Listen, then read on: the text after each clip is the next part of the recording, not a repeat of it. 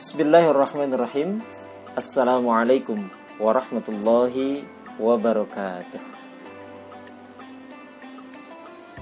Alhamdulillahi rabbil alamin.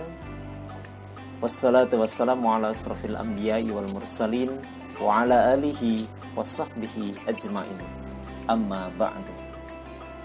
Anak-anakku yang Bapak banggakan dan Allah muliakan, berjumpa kembali dengan Bapak pada pembelajaran daring untuk siswa kelas 11 Pendidikan Agama Islam dan Budi Pekerti.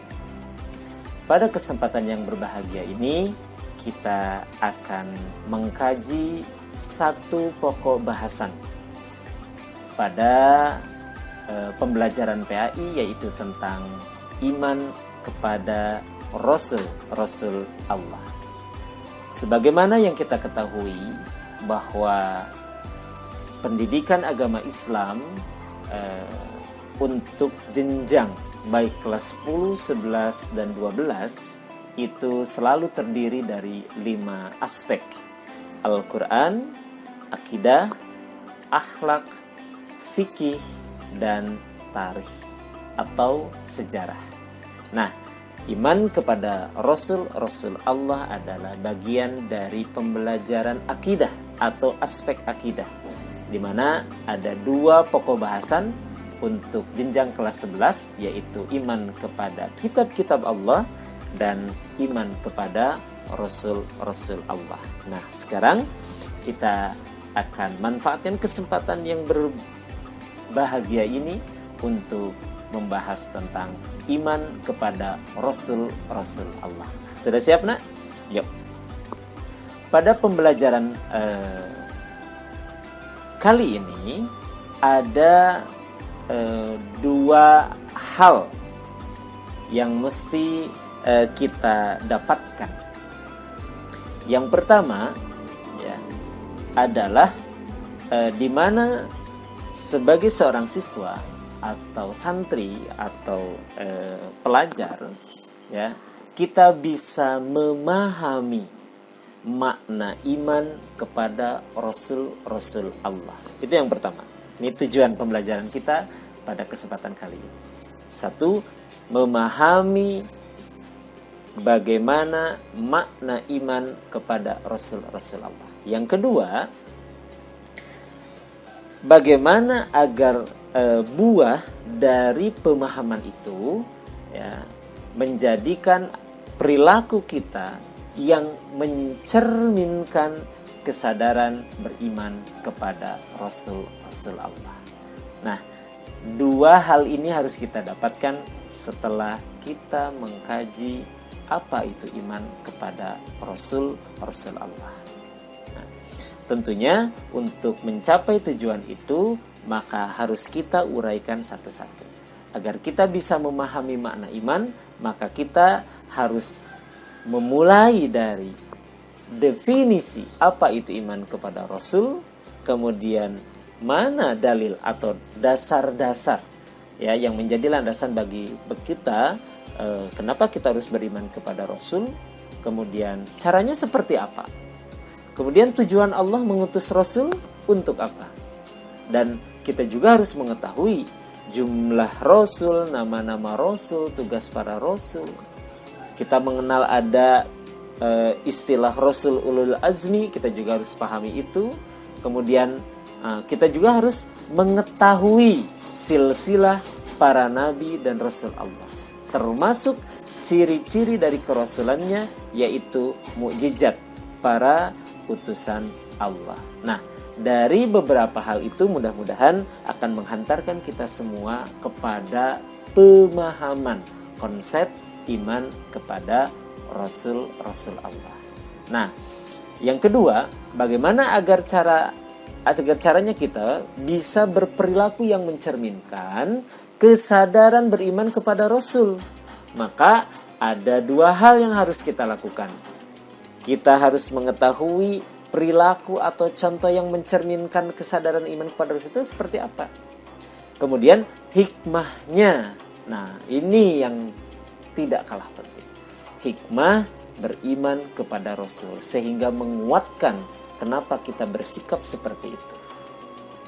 Mudah-mudahan bisa kita capai pada pertemuan kali ini. Baik, mari kita awali sebelumnya dengan berdoa kepada Allah Subhanahu wa taala, semoga kita dalam beraktivitas talabul ilmi Allah memberikan tambahan ilmu dari Allah untuk kita, dan Allah memberikan rezeki kepada kita dalam bentuk pemahaman. A'udzubillahi minasyaitonir rajim. Rabbi zidna ilman warzuqna fahma. Bismillahi tawakkalna 'alallah, la haula wala quwata illa billahil aliyyil azim. Baik, anak-anakku dimanapun Anda berada, kita akan berbicara tentang definisi atau pengertian iman kepada Rasul-Rasul Allah. Nah, sebagaimana yang kita ketahui, ya, pasti kalian juga sudah mengetahui ya, kajian teoritis apa itu definisi iman kepada Rasul. Ya, kira-kira apa ya? Bisa pengertian dari biasanya selalu dilihat dari dua sisi lughah atau bahasa, kemudian dari sisi istilah. Nah, menurut bahasa, Rasul ya, Rasul itu adalah utusan Allah, atau dapat juga diartikan sebagai seseorang yang mengikuti berita-berita atau perintah-perintah dari yang mengutusnya. Ya, jadi Rasul itu makna sederhananya adalah utusan Allah. Maka kalau kita lihat dari istilah, maka yang dimaksud dengan iman kepada Rasul adalah meyakini dengan sepenuh hati bahwa Allah Subhanahu wa taala telah mengutus seorang atau manusia laki-laki terpilih. Nah, ini harus digarisbawahi ya. Laki-laki terpilih yang diberi wahyu oleh Allah Subhanahu wa taala, dan wahyu tersebut wajib disampaikan kepada umatnya. Sebagai apa? Tentunya sebagai pedoman dan petunjuk hidup agar hidup umatnya selamat, baik di dunia maupun di akhirat. Nah, itu jadi definisinya iman kepada Rasul-Rasul Allah. Jadi bicara iman kan harus terdiri dari 3 ranah ya. Ada hati, ada lisan, ada arkan atau perbuatan. Maka sempurna dikatakan iman itu ketika ketiga aspek itu terpenuhi. Jadi kalau kita bicara iman kepada Rasul, maka hati, lisan, dan perbuatan kita harus menunjukkan ya bentuk keyakinan. Karena iman itu kan amana yu'minu imanan, artinya percaya, yakin. Nah, yakin apa? Nah, ini kita bicara kepada Rasul, maka diyakini oleh hati, lisan, dan perbuatan kita, meyakini dengan sepenuhnya bahwa Allah Subhanahu wa taala telah mengutus ya, telah mengutus siapa? Manusia laki-laki. Ingat, manusia laki-laki terpilih. Artinya Rasul itu adalah bukan dari golongan jin, bukan dari golongan malaikat, tapi Rasul itu adalah dari golongan manusia seperti kita. Dan laki-laki, jadi tidak ada Rasul yang perempuan. Ya. Kemudian terpilih, artinya Allah yang memilih. Itu adalah hak dari prerogatifnya Allah. Ya. Jadi dari kalangan kita manusia, laki-laki, dan itu adalah pilihan Allah Subhanahu wa taala yang diberi wahyu. Jadi bukan karangan dari Rasul itu sendiri, tidak. Ya. Nah, risalah-risalah yang dibawa oleh para Rasul itu semuanya dari Allah. Sejak Nabi Adam hingga Nabi Muhammad Sallallahu Alaihi Wasallam. Yang wahyu itu ya, tidak hanya untuk dirinya sendiri, tapi juga untuk umatnya. Sebagai apa? Tadi pedoman hidup. Ketika Rasul terlahir, kemudian dijadikan Rasul oleh Allah di usia 40 tahun dengan membawa risalah yaitu Al-Quranul Karim, dan Al-Quran itu seyogianya dijadikan petunjuk bagi siapa? Bagi umat Rasulullah. Mana? umat akhir zaman. Jadi kita semua di sini adalah umat akhir zaman yang seyogianya menjadikan Al-Quran itu sebagai pedoman dalam kehidupan. Jadi tidak terbatasi, ya. Kalau dilihat dari definisi tidak terbatasi apakah dia itu muslim atau non-muslim. Kategori umat akhir zaman, nah, maka harusnya jadikan Al-Quran sebagai pedoman dalam kehidupan. Nah, mana dalil-dalilnya? Nah, ini beberapa kita coba sampaikan dalam kesempatan kali ini. Yang pertama dalam Quran surat An-Nahl ayat 36. Bunyinya seperti ini. A'udzubillahi minasyaitonir rajim. Walaqad ba'atsna fi kulli ummatir rasulan an i'budullaha wajtanibut taghut. Faminhum man hadallah wa minhum man haqqat 'alaihi ad-dalalah fasiru fil ardi fangduru kaifa kana 'aqibatul muqaddibin. Ya. Dalam Quran surat An-Nahl ya, ayat 36 itu sebagai dalil yang pertama. Kemudian berikutnya ya, di dalam Quran surat Al-An'am surat ke-6 ayat 48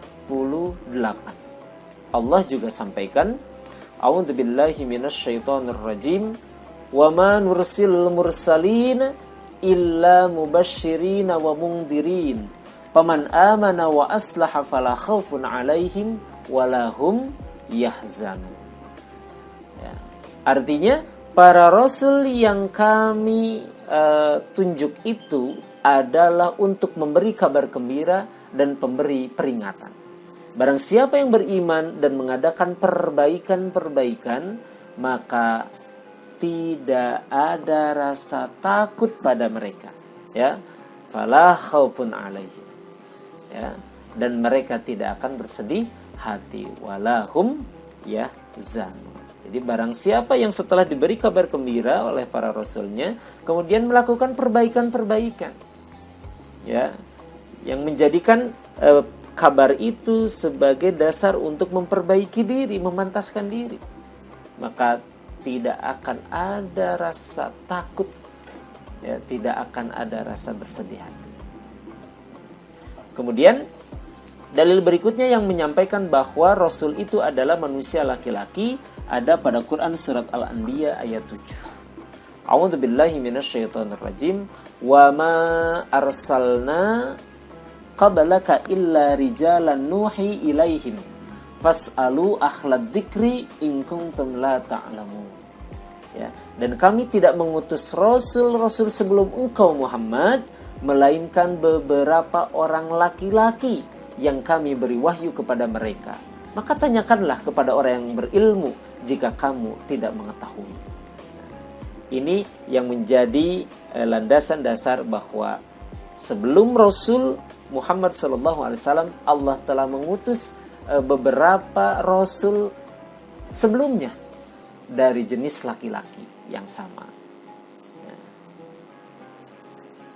Oke, nah itu adalah beberapa dalil nakli yang menyatakan bahwa menjadi dasar bagi kita. Oh, ternyata dalam Al-Quran sudah dijelaskan bahwa Rasul itu adalah utusan Allah, Rasul itu dari kalangan laki-laki, Rasul itu pembawa risalah yang dari kabar itu ketika umatnya memperbaiki urusan-urusannya, menjadikan Al-Quran, menjadikan risalah yang dibawa itu sebagai pedoman, maka dia akan merasa gembira, tidak akan bersedih, dia tidak akan merasa takut, karena Allah bersama Rasulnya akan menyertai. Nah, selanjutnya bagaimana cara beriman kepada Rasul? Nah, ini juga harus menjadi perhatian kita bersama, ya, agar tumbuh rasa iman kepada Rasul itu kira-kira seperti apa ya caranya. Nah, setidaknya ada 4 yang bisa disampaikan pada kesempatan siang hari ini. Yang pertama, harus tanamkan dalam hati keyakinan sepenuhnya bahwa misi para rasul adalah benar-benar dari Allah. Satu.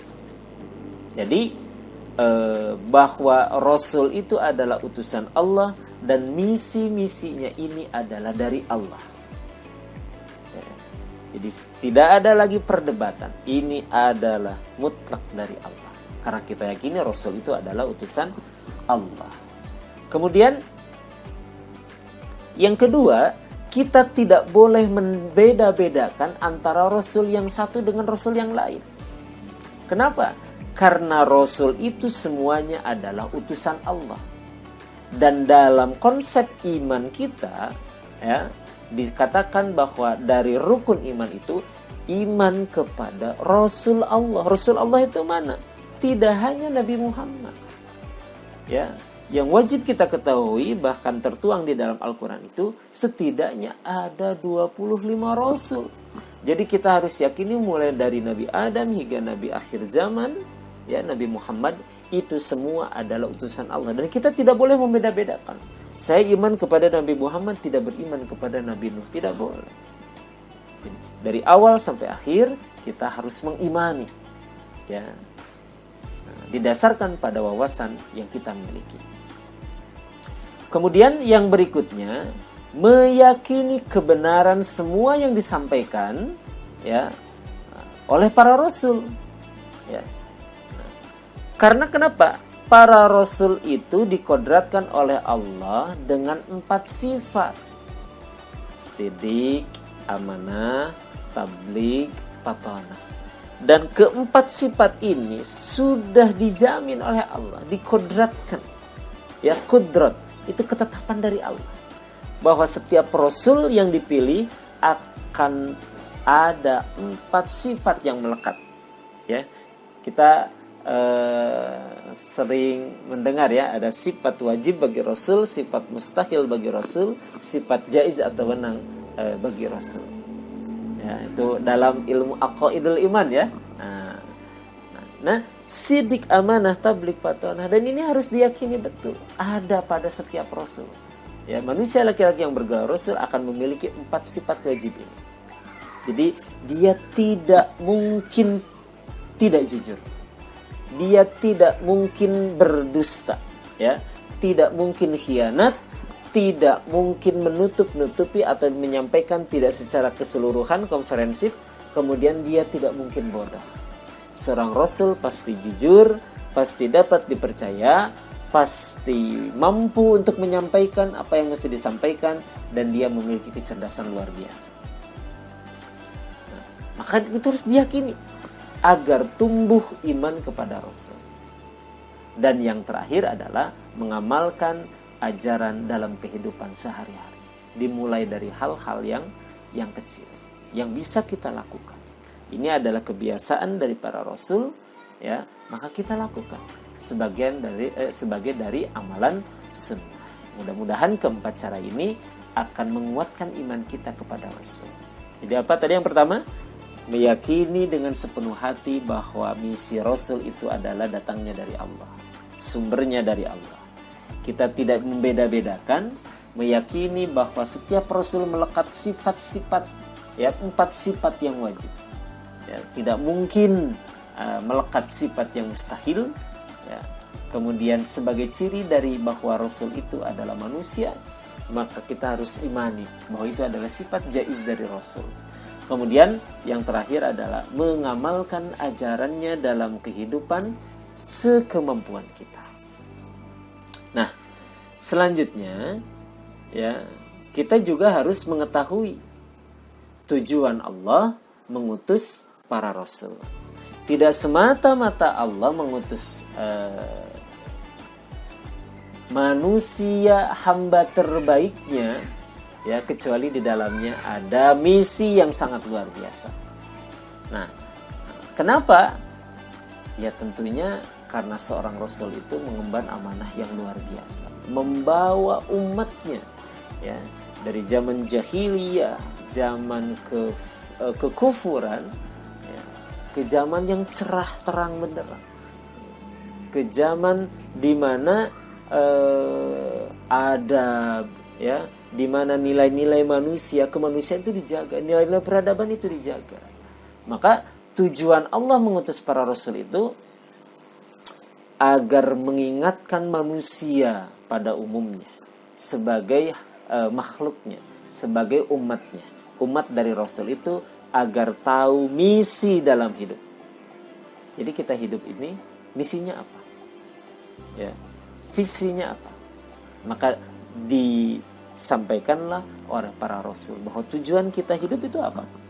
Ya, salah satunya disampaikan, wa ma khalaqtul jinna wal insa illa liya'budun.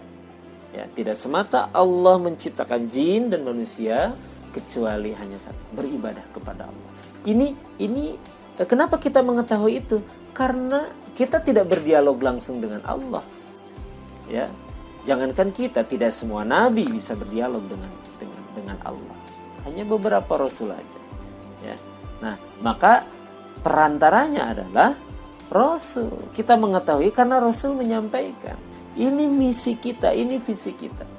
Ya, bahwa kita ditakdirkan lahir, ya, ke dunia ini semata hanya untuk beribadah kepada Allah. Maka itu akan menjadi misi. Kemudian mengetahui konsekuensi kehidupan. Karena ketika kita dilahirkan, maka ada dua pilihan. Kita mau jadi orang yang beriman atau tidak. Ketika beriman ada konsekuensinya, ketika tidak beriman pun ada konsekuensinya. Gitu. Jadi karena Allah itu maha berkehendak. Ya, dan Allah maha mengetahui atas pilihan-pilihan kita. Ya, karena Allah itu gaib dan mengetahui segala sesuatu. Jadi konsekuensi kehidupan ini agar kita jadi paham. Kalau kita memilih jalan ini loh konsekuensinya. Kalau kita memilih jalan ini konsekuensi. Dan itu disampaikan oleh para rasul. Kemudian tujuan Allah mengutus para rasul agar hamba-hambanya mampu meraih kehidupan yang bahagia. Ya, meraih kehidupan yang bahagia tidak hanya di dunia tapi sampai ke akhirat. Dan agar manusia taat, tunduk kepada aturan Allah Subhanahu wa ta'ala. Sebagaimana yang kita ketahui bahwa Al-Quran ini terdiri dari ayat-ayat perintah, ayat-ayat larangan, kan gitu kan ya? Nah, kemudian kabar gembira, ya, kemudian kabar yang menyedihkan, yang menyengsarakan. Dan itu semua adalah aturan Allah yang wajib bagi kita yang beriman taat dan tunduk terhadapnya. Ya, ingat ada iman kepada kitab-kitab Allah. Ketika kita menggali, kemudian mentadaburi, menjadi mengimani, maka amalkan. Anak-anakku yang berbahagia, selanjutnya kita akan bicara tentang jumlah nabi, nama-namanya, tugas-tugasnya. Bicara jumlah nabi atau jumlah rasul, tentunya wallahu a'lam bishawab. Hanya Allah yang mengetahui, yang paling tahu berapa sebenarnya jumlah nabi itu, ya, yang dijadikan oleh Allah sebagai utusan.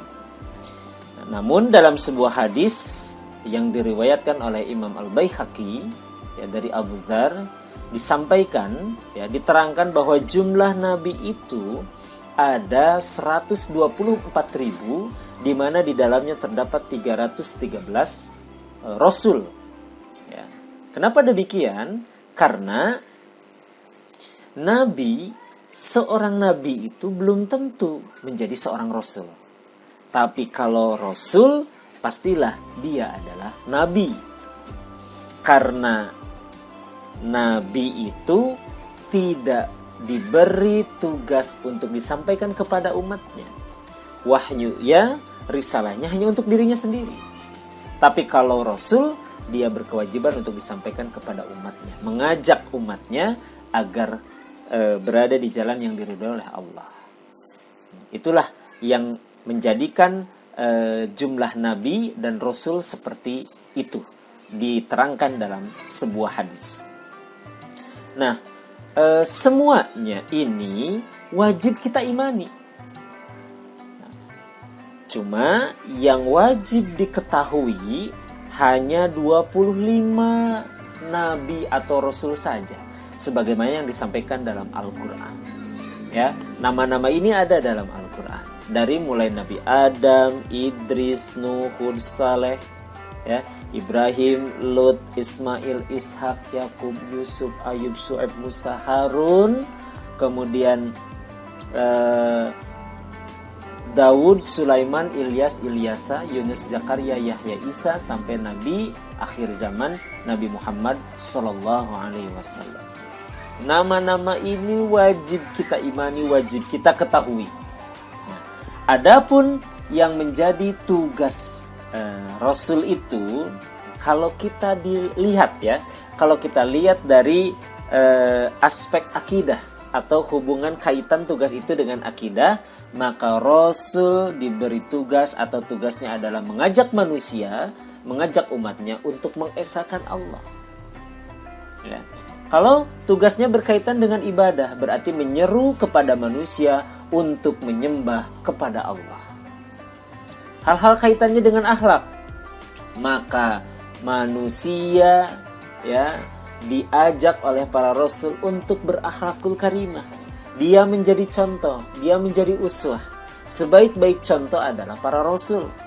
Ya, umat akhir zaman rasulnya adalah Nabi Muhammad, maka sebaik-baik contoh, sebaik-baik uswah hasanah adalah nabi atau akhlaknya Nabi Muhammad.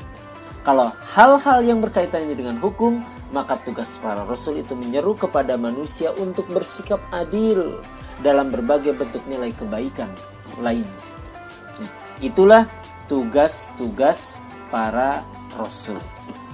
Jumlahnya, nama-namanya, tugas-tugas pada umumnya. Nah, berbicara dengan Rasul Ulul Azmi, nah, kenapa ada Ulul Azmi? Nah, kita harus lihat dulu, apa sih itu Ulul Azmi? Nah, sejarah yang melahirkan Ulul Azmi ini adalah merupakan bentuk sikap yang dilakukan oleh para rasul dalam mengemban amanah dari Allah itu. Ya, karena dalam mendakwahkan agama Allah, para rasul itu dihadapkan pada tantangan, rintangan, ancaman yang berbeda-beda. Ya, maka lahir sikap para rasul sebagaimana manusia pada umumnya. Karena rasul itu adalah manusia. Ya, ada sifat jaiz bagi rasul yang sama seperti manusia pada umumnya. Butuh makan, minum, istirahat, punya syahwat, punya nafsu, dan lain sebagainya. Sehingga sikap dalam menyampaikan risalah dari Allah pun berbeda-beda. Ya. Maka kriteria Rasul Ulul Azmi itu seperti apa? Yang jelas Rasul Ulul Azmi ini memiliki kesabaran yang luar biasa tinggi. Ya. Rasul Ulul Azmi tidak pernah sekalipun mendoakan kaumnya untuk diberi azab atas pembangkangan risalah yang dibawanya. Tapi Rasul Ulul Azmi senantiasa berdoa kepada Allah agar kaumnya itu diberi hidayah. Ya, itulah ciri kesabaran tingkat tinggi itu. Ya, ketika diberikan risalah umatnya ada yang membangkang bahkan mengancam jiwanya. Tapi Rasul Ulul Azmi tidak pernah sekalipun mendoakan agar disegerakan azab turun untuk umatnya. Tapi yang dimintakan oleh Nabi Ulul Azmi itu memohon agar umatnya senantiasa diberi hidayah. Kecintaan kepada umatnya, kesabaran dalam mensikapi umatnya itulah yang melekat gelar Ulul Azmi kepadanya. Siapakah Rasul Ulul Azmi itu? Ada 5. 1, ya, Nabi Nuh alaihissalam, Nabi Ibrahim alaihissalam, Nabi Musa alaihissalam, Nabi Isa alaihissalam, dan yang terakhir Nabi Muhammad sallallahu alaihi wasallam. Untuk memudahkan mengingatnya, kita lahirkan nama atau singkatan dari kelima nabi ini adalah Nimim, ya, Nuh, Ibrahim, Musa, Isa, Muhammad. Nimim. Ingat ya? Nabi atau Rasul Azmi itu ada Nimim. Nuh, Ibrahim, Musa, Isa, Nabi Muhammad sallallahu alaihi wasallam. Baik, anak-anakku yang berbahagia dan senantiasa Allah muliakan. Selanjutnya, kita akan mengenal silsilah para nabi dan rasul Allah. Nah, silsilah ini adalah riwayat garis keturunan para nabi, para rasul. Ya, bahkan kita juga sudah mengenal silsilah para nabi dan rasul ini dalam sebuah diagram garis keturunan dari mulai Nabi Adam ya sampai Nabi Muhammad SAW. Sudah Bapak sampaikan kan ya, dan itu adalah silsilah para nabi, bahwa ternyata para rasul yang 25 rasul itu adalah dari satu garis keturunan siapa? Adam dan Siti Hawa ya. Adam ya, kemudian ada Idris ya, ada Nuh, ada Saleh ya. terus ke bawah hingga sampai pada Nabi Muhammad. Nah, ini adalah sebagai bentuk pengetahuan ya. Misalnya kita bicara dari Muhammad bin Abdullah bin Abdul Manab bin Haris, dari Abdul Muthalib ya, Muhammad bin Abdullah bin Abdul Muthalib bin Hasim bin Abdul Manaf bin Qusay, terus sampai ke Adnan ya, dari Adnan terus hingga sampai ke keturunan Nabi Ismail alaihi salam, Ismail dari Ibrahim alaihi salam. Jadi panjang. Dan ini harus diketahui oleh kita sebagai umat Islam ya, bagian dari pengetahuan yang wajib untuk kita dihafalkan ya, seperti hafalan Al-Quran, ayat-ayat Al-Quran, hingga tahu silsilah Nabi Muhammad sampai ke Ibrahim ya, sampai ke Nabi Adam alaihi salam ya, karena Nabi Adam adalah bapaknya manusia. Nah, inilah silsilah ini untuk apa diketahui? Agar kita menjadikan para rasul itu sebagai uswah tadi, sebagai contoh. Jelas, ini dari garis keturunannya. Bahkan sampai ke sini, sampai ke sekarang. Ya. Generasi keberapa, dan itu adalah keluarga dari garis keturunannya Rasul. Ya. Nah, selanjutnya kita bicara tentang mukjizat. Mukjizat yang merupakan ciri kenabian dan kerasulan. Nah, mukjizat ini memiliki beberapa fungsi. Ya, tadi disampaikan fungsi mukjizat itu yang pertama sebagai ciri kenabian dan kerasulannya, yang kedua senjata mukjizat ini sebagai senjata untuk melawan umatnya.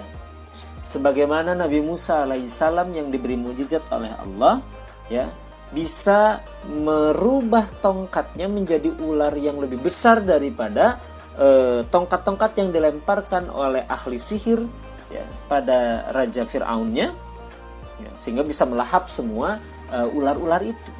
Itu adalah mukjizat ya, sebagai tadi alat ya, sebagai alat untuk melawan ya, sebagai senjata. Sama juga sebagai bentuk ciri dari kenabian atau kerasulan ini ya, seperti Nabi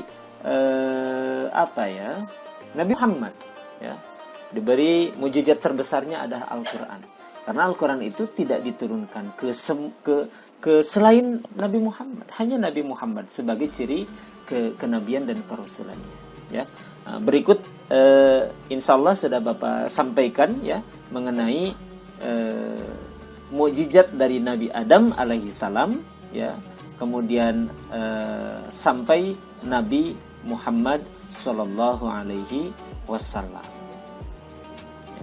Kita ketahui Nabi Muhammad bisa mengeluarkan air di sela-sela jarinya. Kemudian Isra Mi'raj itu adalah bagian dari mukjizat Nabi Muhammad SAW, dan yang terbesarnya adalah Al-Quranul Karim. Bisa membelah bulan itu juga adalah bagian dari mukjizat Nabi Muhammad SAW.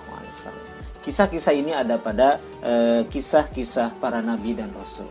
Di YouTube banyak ya, di referensi buku juga banyak. Nah, itulah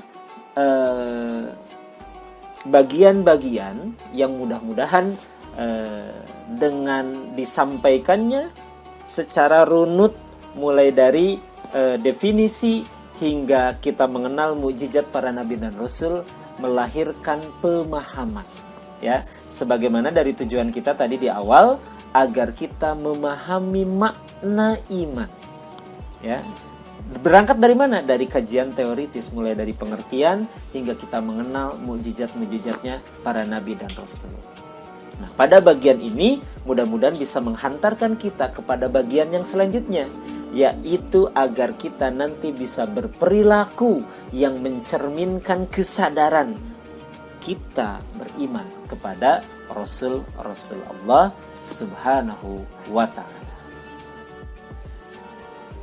Nah, selanjutnya, anak-anakku yang berbahagia dan Allah muliakan, pada bagian yang kedua ini, bagaimana caranya agar kita berperilaku yang mencerminkan kesadaran beriman kepada Rasul-Rasul Allah Subhanahu wa ta'ala.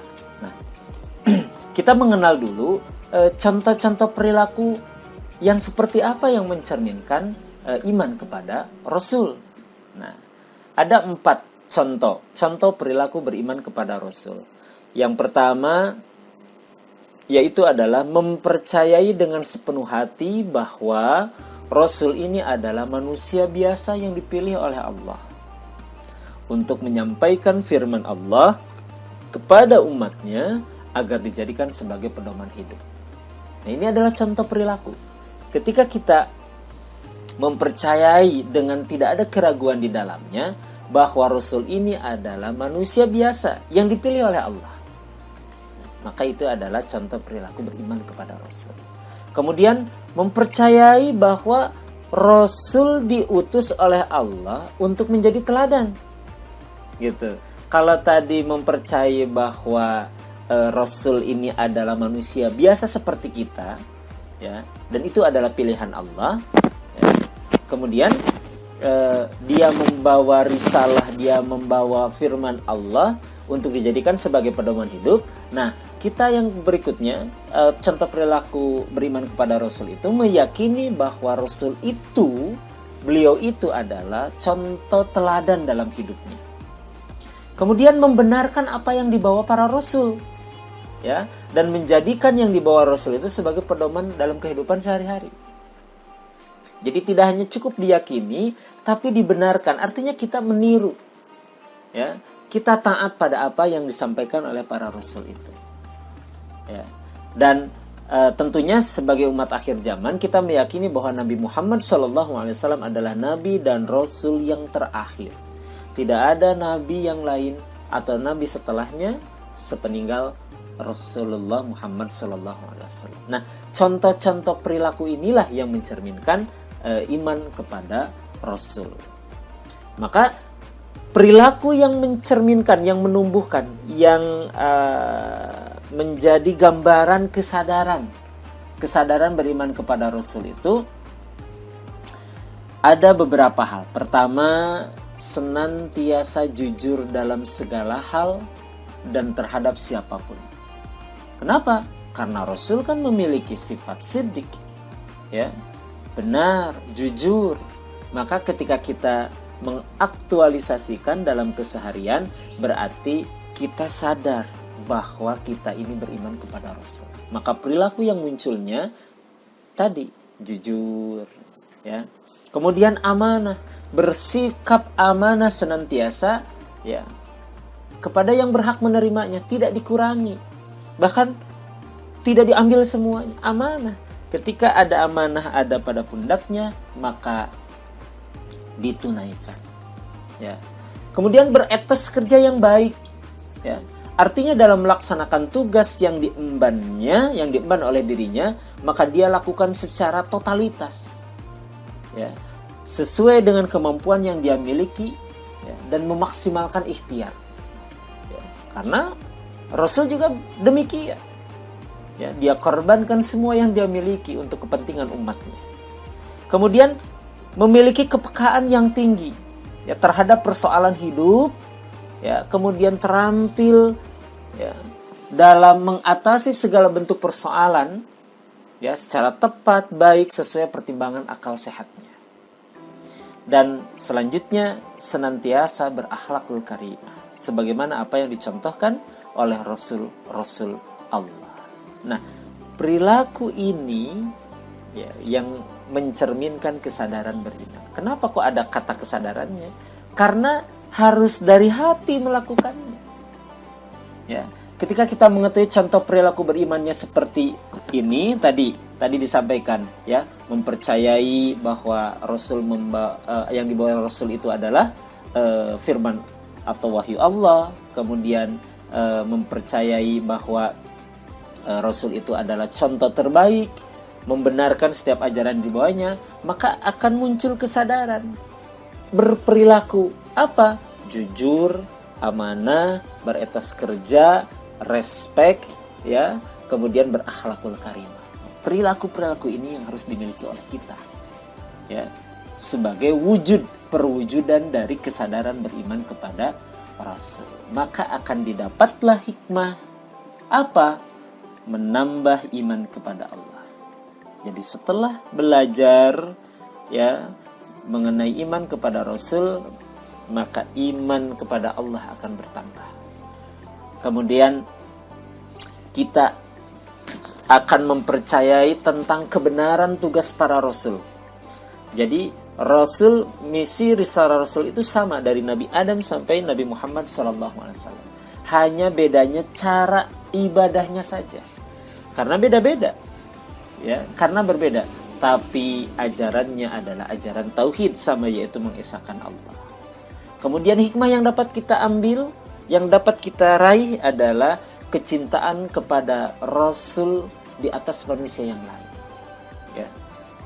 Kita senantiasa atau sering bersenandung salawat Nabi, berselawat.